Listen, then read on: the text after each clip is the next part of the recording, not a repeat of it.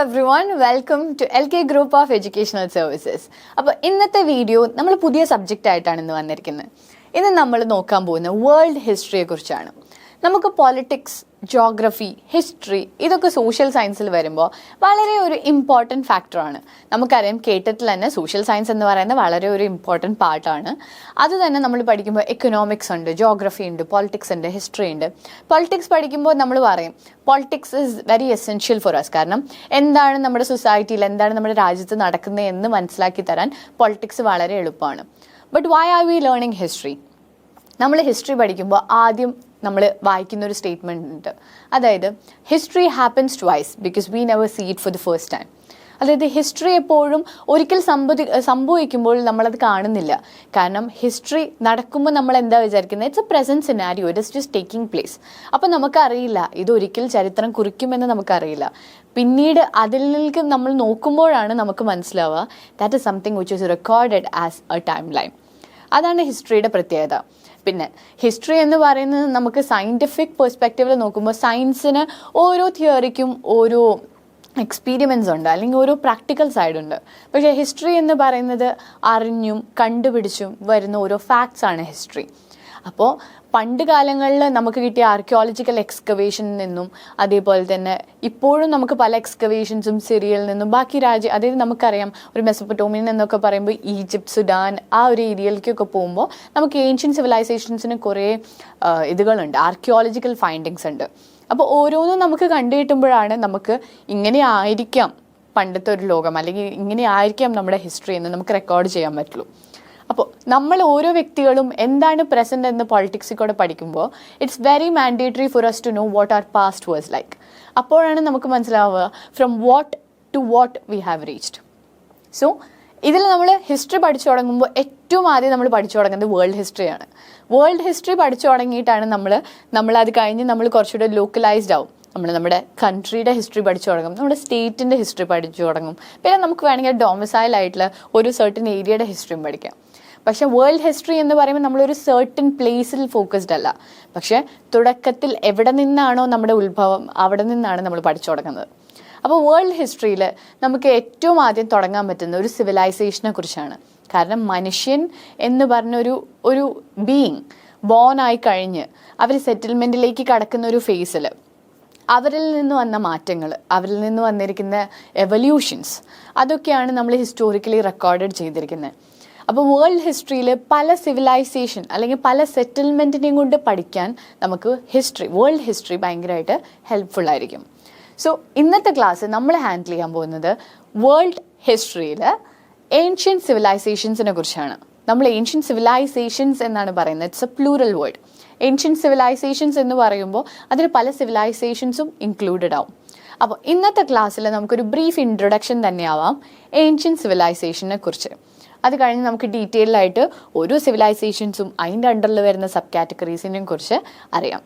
So first let's begin with ancient civilization. Introduction. The term civilization basically means the level of development at which people live together peacefully in community. Civilization. എന്താണ് civilisation? നമ്മൾ പറയും civilisation എവിടെയാണ് ഓരോ വ്യക്തികളും അല്ലെങ്കിൽ ആൾക്കാർ കൂട്ടമായി തങ്ങി അവിടെ ഒരു സിവിൽ സൊസൈറ്റി ക്രിയേറ്റ് ചെയ്യുന്നതാണ് സിവിലൈസേഷൻ. പക്ഷെ എന്താണ് ഒരു സിവിൽ സൊസൈറ്റി? ആരാണ് അത് തീരുമാനിക്കുന്നത്? പണ്ട് കാലത്ത് അങ്ങനെയൊക്കെ ഉണ്ടായിരുന്നോ എന്നുള്ളതിനൊക്കെ നമുക്കിപ്പോഴും പ്രോപ്പറായിട്ടുള്ള ഒരു ആൻസർ ഹിസ്റ്ററിയിൽ കൊടുക്കാൻ പറ്റില്ല. സിവിലൈസേഷൻ എന്ന് പറയുമ്പോൾ അതായത് ഒരു സെറ്റ് ഓഫ് പീപ്പിൾ അവരൊരു സർട്ടൻ ഏരിയയിൽ സെറ്റിൽമെൻറ്റ് സ്റ്റാർട്ട് ചെയ്യുമ്പോഴാണ് അവിടെ സിവിലൈസേഷൻ ഫോം ആവുന്നത്. ചിലപ്പോൾ 10 പേരായിരിക്കാം, ചിലപ്പോൾ 5 പേരായിരിക്കാം, ചിലപ്പോൾ അതൊരു 10 or 20 പേരായിരിക്കാം. നമുക്കറിയാം തുടക്കകാലങ്ങളിൽ സെറ്റിൽമെൻറ്റ് നടന്നിരുന്നത് പലപ്പോഴും ഓരോ നദിക്കരയിലായിരുന്നു. കാരണം കുറച്ച് കാലങ്ങൾ മുന്നോട്ട് കടന്നു കഴിഞ്ഞപ്പോൾ കൾട്ടിവേഷനിലേക്കും ഫാമിലേക്കും ഹസ്ബൻഡറിയിലേക്കും നമ്മുടെ ഹ്യൂമൻ ബീയിങ് കടന്നു കഴിഞ്ഞു. ആ ഒരു സിറ്റുവേഷനിൽ വാട്ടർ എന്ന് പറയുന്നത് വളരെ ഇമ്പോർട്ടൻറ്റ് സോഴ്സ് ആയിരുന്നു. അതുകൊണ്ട് തന്നെ നദിക്കരകളിലാണ് കൂടുതൽ സെറ്റിൽമെൻറ്റ്സ് നമ്മൾ കണ്ടിരുന്നത്. അപ്പോൾ ഇങ്ങനെ കൂട്ടമായി നിന്നിരുന്നപ്പോൾ നമുക്കറിയാം ആദ്യം ഇവർ കേവ്സിലും അതേപോലെ ഇൻഡിവിജ്വൽ ആയിട്ടായിരുന്നു ഇവരുടെ ജീവിതവും അങ്ങനത്തെ സാഹചര്യങ്ങളും. പക്ഷേ ആസ് നമ്മൾ പറയില്ലേ, മനുഷ്യൻ വളരുന്നതോടുകൂടി കാടുകളിലും മാറ്റങ്ങൾ വരാൻ തുടങ്ങിയപ്പോൾ കുറച്ചുകൂടെ മാൻഡേറ്ററി ആയി ആയി തുടങ്ങി, അതായത് സെറ്റിൽമെൻ്റ് ആക്കുക, അതായത് ഇൻഡിവിജ്വലായി താമസിക്കുന്നതിന് പകരം ഗ്രൂപ്പായി താമസിച്ചു തുടങ്ങുക. അതിൽ സെക്യൂരിറ്റി ഉണ്ട്, അതിൽ പലതര എലമെൻസും ഉണ്ട്. അങ്ങനെ ഒരുമിച്ചായിട്ട് സിവിലൈസേഷൻ തുടങ്ങാനുള്ള റീസണായിട്ട്. അപ്പോൾ സിവിലൈസേഷൻ എന്ന് പറയുന്ന ഒരു settlement, combined settlement of group of people, അതായിട്ട് നമുക്ക് സിവിലൈസേഷൻ കൺസിഡർ ചെയ്യാം. The term civilization basically means the level of development in which people live together peacefully in communities. Communities ആയിട്ട് ഓരോ ഹ്യൂമൻ ബീയിങ് അല്ലെങ്കിൽ പീപ്പിൾ ഒരുമിച്ച് പീസ്ഫുൾ ആയിട്ട് ജീവിക്കാൻ തുടങ്ങിയ സാഹചര്യത്തിനെയാണ് സിവിലൈസേഷൻ എന്ന് പറയപ്പെടുന്നത്. Ancient civilization refers specifically to the first settled and stable communities that became the basic for later states, nation and empire. അപ്പോൾ നമുക്കറിയാം കുറേ സിവിലൈസേഷൻസ് ലോകത്ത് മൊത്തം ഉണ്ടായിട്ടുണ്ടാകും. പക്ഷേ സർട്ടൻ സിവിലൈസേഷൻസിൽ മാത്രമാണ് ഹിസ്റ്ററി കൂടുതൽ ഫോക്കൽ കൊടുക്കുന്നത്, അല്ലെങ്കിൽ ആ കോക്കസ് അങ്ങോട്ട് മാത്രമാണ്. എന്തുകൊണ്ടാണത്? കാരണം പല സിവിലൈസേഷൻസും പല കമ്മ്യൂണിറ്റീസും പല സെറ്റിൽമെൻറ്റ്സും പലയിടത്ത് ഉണ്ടായിട്ട് പോലും ചില സിവിലൈസേഷൻസിന് മാത്രമാണ് അങ്ങനെ കൂട്ടായ്മയിലൂടെ ആ സിവിലൈസേഷനിൽ തന്നെ ചേഞ്ചസ് കൊണ്ടുവരാനും ഡെവലപ്മെൻറ്റ്സ് കൊണ്ടുവരാനും മാറ്റങ്ങൾ കൊണ്ടുവരാനും അതിൽ കൂടുതൽ എക്സ്ട്രാ ഇന്നോവേഷൻസ് കൊണ്ടുവരാനും പറ്റിയത്. അങ്ങനത്തെ സിവിലൈസേഷൻസ് ആണ് പിന്നീട് ഹിസ്റ്ററിയിൽ അറിയപ്പെട്ടത്. കാരണം അങ്ങനത്തെ സിവിലൈസേഷനാണ് എന്തിന് ബേസിക് സ്ട്രക്ചർ ക്രിയേറ്റ് ചെയ്തത്? ഒരു സ്റ്റേറ്റിന് ക്രിയേറ്റ് ചെയ്തത്, ഒരു നേഷന് ഒരു ബേസിക് സ്ട്രക്ചർ അല്ലെങ്കിൽ എക്സാമ്പിൾ ക്രിയേറ്റ് ചെയ്തത്, ഒരു എംപയറിന് ബേസിക് സ്ട്രക്ചർ ക്രിയേറ്റ് ചെയ്തത് ഈ പണ്ടത്തെ ആ സിവിലൈസേഷനാണ്. അപ്പോൾ പല സിവിലൈസേഷൻസ് ഫോം ചെയ്തിരുന്നു, ഡിസ്ട്രോയിഡ് ആയിരുന്നു, വാർ ഉണ്ടായിരുന്നു, അവരുടെ ഇടയിലും ആൽഫ എറോസ് ആൻഡ് കോൺഫ്ലിക്ട്സ് ഒക്കെ ഉണ്ടായിരുന്നു. പക്ഷെ അതിനപ്പുറം ചില സിവിലൈസേഷൻസ് പീസ്ഫുള്ളി മുന്നോട്ട് പോയിരുന്നു.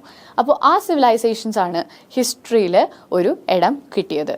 അപ്പോൾ ആ സിവിലൈസേഷൻസിനെ കുറിച്ചായിരിക്കും നമ്മൾ ഡിസ്കസ് ചെയ്യാൻ പോകുന്നത്. The study of ancient civilization is concerned with the earliest segment of the much broader subject called ancient history.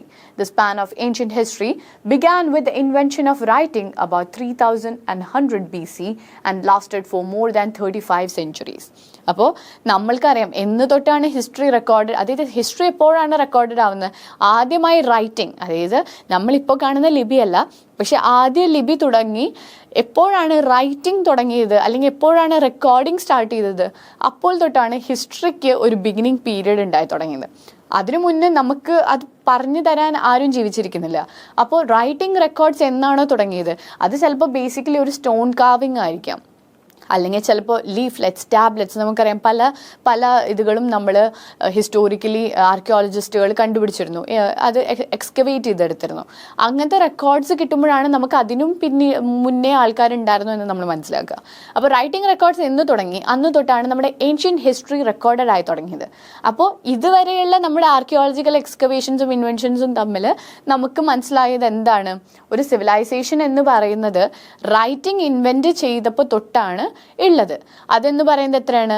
3100 BC തൊട്ട്, അതായത് അറൌണ്ട് മോർ ദാൻ 35 centuries ആയി റൈറ്റിംഗ് സ്റ്റാർട്ട് ചെയ്തിട്ട് അന്ന് തൊട്ട് നമുക്ക് ഏൻഷ്യൻ്റ് ഹിസ്റ്ററി എന്ന് പറഞ്ഞ റെക്കോർഡ്സിൻ്റെ നമുക്ക് ഫാക്ട്സുകളും നോളജുകളും കിട്ടാൻ തുടങ്ങി. Humankind existed long before the written words, but writing made them keeping of a historical record possible. Human being റൈറ്റിങ്ങിന് മുന്നേ ഉണ്ടായിരുന്നില്ല എന്നൊന്നും ആരും പറയുന്നില്ല. പക്ഷേ റൈറ്റിംഗ് ആണ് നമുക്ക് കുറച്ചുകൂടി സ്പെസിഫിക് ആയിട്ട് ഹിസ്റ്ററി നോട്ട് ഡൗൺ ചെയ്യാൻ ഹെൽപ്പ് ചെയ്തത്.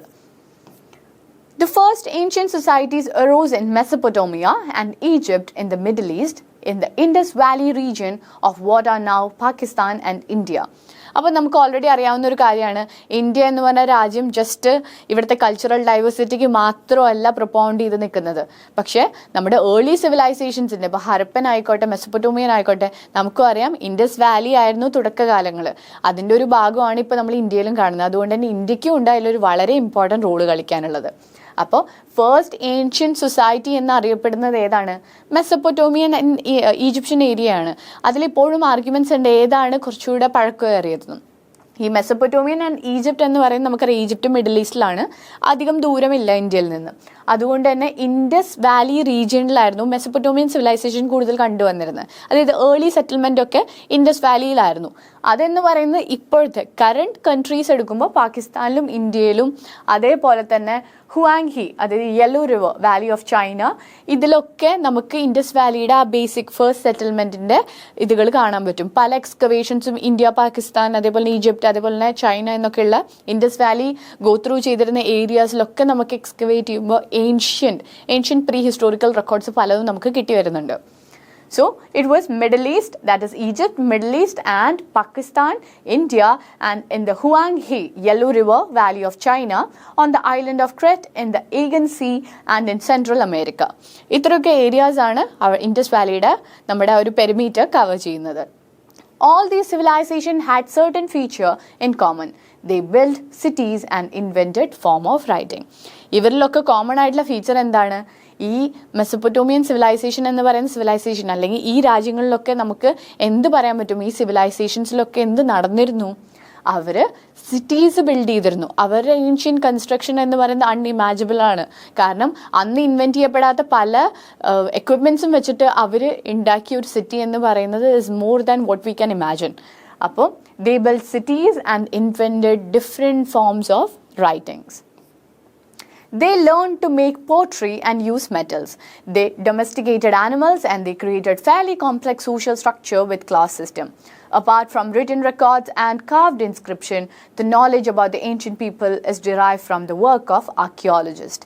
നമുക്കറിയാം ഏൻഷ്യൻ കാലഘട്ടം എടുത്തു കഴിഞ്ഞാൽ, അല്ലെങ്കിൽ ഏൻഷ്യൻ പീരീഡ് എറ എടുത്തു കഴിഞ്ഞാൽ നമുക്കറിയാം അവർ കൾട്ടിവേഷൻ, അതേപോലെ ഹസ്ബൻഡറി, ആനിമൽ ഹസ്ബൻഡറി, പോട്രീസ്, അങ്ങനെ പല ഇതുകളിലായിരുന്നു അവരുടെ തുടക്കകാലങ്ങളിലുള്ള ജോലികളും ബാക്കി ഇതുകളും ഫോക്കസ് ചെയ്തിരുന്നത്.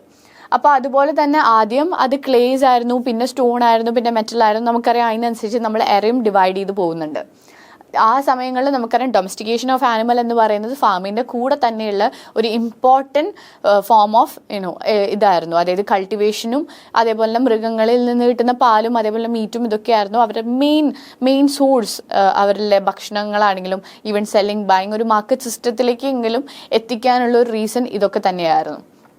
They domesticated animals and they created fairly complex social structure with class system. Apart from written records and carved inscription, the knowledge about ancient people is derived from the work of archaeologists. നമുക്ക് written records ഒക്കെ ഒരു പരിമിതി വരെ ഉള്ളൂ. അപ്പോൾ written റെക്കോർഡ്സും അതിനും അപ്പുറങ്ങളിൽ നമുക്ക് archaeologist എക്സ്കവേഷനുകളിൽ നിന്നാണ് നമുക്ക് പല പ്രീ ഹിസ്റ്ററി റെക്കോർഡ്സും എഴുതാൻ സഹായിച്ചത്. Most of the significant archaeological findings have been made in the past 200 years. The Sumerian culture of Mesopotamia was discovered in the 1890 and some of the most important archaeological digs in China were made after the 1970. അതുകൊണ്ട് തന്നെ നമുക്ക് pre ഹിസ്റ്ററിയെ കുറിച്ച് പഠിക്കുമ്പോൾ archaeological excavations വളരെ important ആണ്. കാരണം ഓരോ ഫൈൻഡിങ്സും വെച്ചിട്ടാണ് നമുക്ക് ഇപ്പോഴത്തെ പ്രീ ഹിസ്റ്ററി റെക്കോർഡ് ചെയ്യാൻ പോലും പറ്റിയത്. അപ്പോൾ മെസപ്പൊട്ടോമിയയിലെ സുമേറിയൻ കൾച്ചർ എന്ന് പറയുന്നത് എപ്പോഴത്തേക്കാണ് ഡിസ്കവർ ചെയ്തത്? 1890 ഡിസ്കവർ ചെയ്യുന്നത്. അതേപോലെ തന്നെ കുറച്ച് ഇപ്പോൾ ഇമ്പോർട്ടൻ്റ് ആയിട്ടുള്ള വേറെ കുറേ ആർക്കിയോളജിക്കൽ എക്സ്കവേഷൻസ് നടന്നത് എവിടെയായിരുന്നു? ചൈനയിലായിരുന്നു. അത് ലേറ്റ് 1970s നമ്മളത് കണ്ടുപിടിക്കുന്നത്. ഇതാണ് agriculture, the basic of civilization. ഇത് നമ്മളിപ്പോൾ മെസപ്പൊട്ടോമിയൻ അല്ലെങ്കിൽ ഈജിപ്റ്റ് സൈഡിലുള്ള ഒരു സിവിലൈസേഷൻ സെറ്റിൽമെൻറ്റ് ഇങ്ങനെ ആയിരിക്കാം അല്ലെങ്കിൽ ഇങ്ങനെ ആയിരുന്നുണ്ടാവും എന്ന് പറയുന്ന കുറേ ഇമേജസ് നമുക്ക് അവൈലബിൾ ആണ്. അതിലൊരു ഇമേജാണ് നമ്മുടെ ഏർലി മെസപ്പൊട്ടോമിയൻ സിവിലൈസേഷൻ ഇങ്ങനെ ആയിരിക്കും എന്ന് പറയുന്നത്. Agriculture, the basic of civilization. നമുക്കറിയാം മെസപ്പൊട്ടോമിയൻ സിവിലൈസേഷൻ എടുക്കുമ്പോൾ അഗ്രികൾച്ചർ അതേപോലെ ആനിമൽ ഹസ്ബൻഡറി എന്നൊക്കെ പറയുന്ന വളരെ ഇമ്പോർട്ടൻറ്റ് സോഴ്സ് ആയിരുന്നു അവർക്ക്. The single-hand deceive factor that made it possible for humankind to settle in permanent communities was agriculture, a turning point in human history. The invention of farming and the tremendous change it brought about have been called the agricultural revolution. നമുക്കറിയാം ഏറ്റവും കൂടുതൽ, അതായത് even animal ഹസ്ബൻഡറീസിനെ മാറ്റി നിർത്തുമ്പോൾ, അതായത് നമുക്കിപ്പോൾ ഒരു ഏരിയയിൽ നിന്ന് വേറെ ഏരിയയിലേക്ക് പോകുമ്പോൾ ആനിമൽസിനെയൊക്കെ കൊണ്ടുപോകാം, നമുക്ക് ട്രാൻസ്ഫറിങ് വലിയ ബുദ്ധിമുട്ടല്ല. പക്ഷേ അഗ്രികൾച്ചർ ആയിരുന്നു സെറ്റിൽമെൻറ്റിന് അല്ലെങ്കിൽ അഗ്രികൾച്ചർ റെവല്യൂഷൻ, അതിന് അറിയപ്പെടുന്ന തന്നെ അഗ്രികൾച്ചർ റെവല്യൂഷൻ എന്നാണ്. ഈ അഗ്രികൾച്ചർ റെവല്യൂഷൻ ആയിരുന്നു കൂടുതലും ഈ ഹ്യൂമൻ കൈൻഡിനെ സെറ്റിൽ ചെയ്യാൻ പ്രേരിപ്പിച്ച main factor. After farming was developed in the Middle East about 6500 BC, people living in tribes or family units did not have to be on the move continually, searching for food or herding their animals. Once people could control the production of food and be assured of reliable annual supply of it, their lives changed completely. അതായത് ട്രൈബ്സും ഫാമിലീസും എന്ത് ചെയ്തു, water സോഴ്സിൻ്റെ അടുത്ത് സെറ്റിൽ ചെയ്യാൻ തുടങ്ങി. അവിടെ അവർ cultivation കൂടുതലും നടത്താൻ തുടങ്ങി. അപ്പോൾ അങ്ങനത്തെ സിറ്റുവേഷനിൽ ആനിമൽ ഹേർഡിങ് കൂടിയപ്പോൾ, അതേപോലെ തന്നെ അതിൽ നിന്ന് അവർ കൾട്ടിവേറ്റ് ചെയ്യുന്ന അല്ലെങ്കിൽ അവരുടെ അഗ്രികൾച്ചറൽ സോഴ്സിൽ നിന്ന് തന്നെ അവർക്ക് കഴിക്കാനുള്ള ഭക്ഷണവും അതിൽ നിന്ന് എക്സസ് അവർക്ക് കൊടുക്കാനും ബാർട്ടർ സിസ്റ്റത്തിനൊക്കെ, അതായത് കൊടുക്കൽ വാങ്ങൽ ബാർട്ടർ സിസ്റ്റംസ് അവിടെ ഉണ്ടായിരുന്നു. നമ്മൾ കൾട്ടിവേറ്റ് ചെയ്യുന്ന വേറൊരാൾക്ക് കൊടുത്തിട്ട് അവർ കൾട്ടിവേറ്റ് ചെയ്ത സാധനം നമ്മൾ വാങ്ങിക്കും. അതാണ് ബാർട്ടർ സിസ്റ്റം. അപ്പോൾ അങ്ങനത്തെ സെറ്റിൽമെൻറ്റ് വന്നപ്പോൾ ഇവർക്ക് ഇൻ സെർച്ച് ഓഫ് ഫുഡ് അവർക്ക് ഇങ്ങനെ ട്രാവൽ ചെയ്യേണ്ട ആവശ്യം വന്നില്ല. അപ്പോൾ അതും കൂടെ ഒരു ഫാക്ടറായിരുന്നു അവർക്ക് സെറ്റിൽ ചെയ്യാൻ സഹായിച്ച main agenda. People began to found permanent community in fertile river valleys. They settled around rivers for a number of reasons. Rivers were an important source of fresh water for drinking. They could be used for transportation. Settlers also learned to use the water supply to irrigate the land for farming. Sedentary settlement or being settled in one place made it possible to domesticate animals in order to provide other sources of food and clothing. അപ്പോൾ കൂടുതലും permanent settlement നമ്മൾ കണ്ടിരുന്ന river വാലിയിലായിരുന്നു. ഈ river വാലിയുടെ അടുത്ത് സെറ്റിൽ ചെയ്തുകൊണ്ട് എന്തൊക്കെ ഉപകാരങ്ങൾ ഉണ്ടായിരുന്നു? ഡ്രിങ്കിങ് വാട്ടർ, അതേപോലെ ഇറിഗേഷനുള്ള പല എക്വിപ്മെൻസും അതിൻ്റെ പിന്നാലെ തന്നെ അവർ കുറേ എവല്യൂഷനിൽ അവർ കണ്ടുപിടിച്ചു. അതായത് നമുക്കറിയാം കാർട്ട് വീൽസ്, വുഡൻ വീൽസ്, അങ്ങനെ പല ഇതുകളും അവർ കുറേ എവല്യൂഷൻസ് അതിൽ തന്നെ ഉണ്ടായിരുന്നു. അങ്ങനെ പല റീസൺസും റിവർ അവർ ട്രാൻസ്പോർട്ടേഷൻ ഉപയോഗിച്ചിരുന്നു, ഇറിഗേഷൻ ഉപയോഗിച്ചിരുന്നു, ഡ്രിങ്കിങ്ങിന് ഉപയോഗിച്ചിരുന്നു. അതേപോലെ തന്നെ ബാക്കി എല്ലാ കാര്യങ്ങൾക്കും അവർക്ക് വാട്ടർ സോഴ്സ് ഭയങ്കര ഇമ്പോർട്ടൻ്റ് ആയിരുന്നു. അതുകൊണ്ട് തന്നെ ഈ റിവർ വാലീസ് അവരുടെ ഒരു മെയിൻ പ്ലേസ് ഓഫ് സെറ്റിൽമെൻ്റ് ആയിരുന്നു. ഈ ഒരു തുടക്കകാലങ്ങളിൽ നമുക്ക് സെറ്റിൽമെൻറ്റ്സ് ഏറ്റവും കൂടുതൽ ഇൻഫ്ലുവൻസ് ചെയ്തിരിക്കുന്നത് അഗ്രികൾച്ചറും വാട്ടറുമാണ്. അപ്പോൾ അതോടുകൂടിയാണ് നമുക്കറിയാം ഏർലി ഹ്യൂമൻസ് എപ്പോഴും ട്രാവൽ ചെയ്തിരുന്നു one place to another in search of food. പക്ഷേ ഇതിന് ഒരു അന്ത്യം കൊണ്ടുവന്നത് ഈ സെറ്റിൽമെൻ്റ് ആയിരുന്നു. അതിൻ്റെ മെയിൻ റീസൺ അഗ്രികൾച്ചറും വാട്ടറായിരുന്നു. So this is the basic introduction about the civilization. ഇനി വരുന്ന വീഡിയോസിൽ, ഇനി വരുന്ന ക്ലാസ്സുകളിൽ നമുക്ക് ഇതിനെ ഡീറ്റെയിൽ ആയിട്ട് പഠിക്കാം. ഓരോ സിവിലൈസേഷൻ എന്തായിരുന്നെന്നും അതിൻ്റെ ഇമ്പോർട്ടൻറ്റ് സിഗ്നിഫിക്കൻസ് എന്തായിരുന്നെന്നും ഒക്കെ നമുക്ക് കാണാം, പഠിക്കാം. So until we meet in the next video, all the best and prepare well.